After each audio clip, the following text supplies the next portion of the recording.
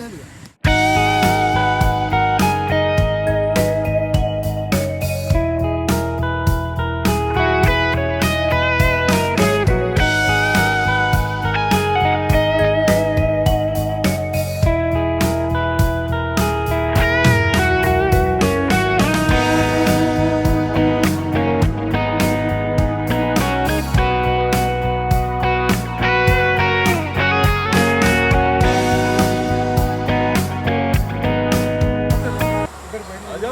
Right మాట్లాడండి sir.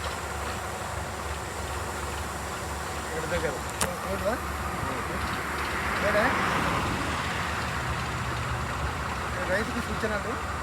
వరి పూత దశలో ఉంది. వరి పైరు పసుపు లేదా బంగారు వర్ణంలోకి వచ్చినప్పుడే మనం కోయాలి. తర్వాత ఒకటి ఇంకా గట్టి పడాలి. తర్వాత తేమ శాతం 12 నుంచి 14 ఉండాలి.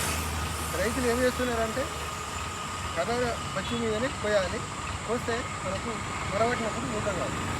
ఇంకోటి ఏంటంటే వరి పైరును ఖచ్చితంగా అడుగు భాగం వరకే కోయాలి.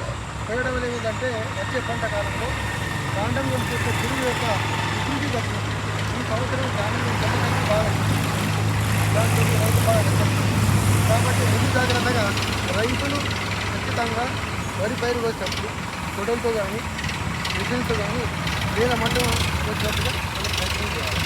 తర్వాత ఇంకోటి ముఖ్యమైనదంటే రైతులు ఖచ్చితంగా నీటి టైంలో ఆపి 7 రోజుల ముందు పంటపై అపరాలు వేయాలి. కానీ రిలే క్రాప్ అంటారు.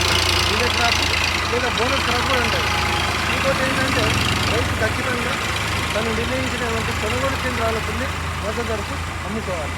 కాబట్టి రైతు సోదరులు ఈ సూచన గమనించవలసిందిగా ఒక రిటైర్డ్ వ్యవసాయ అధికారిగా మీకు తగిన సూచన ఇస్తున్నాను. మరి వచ్చిన రైతులకు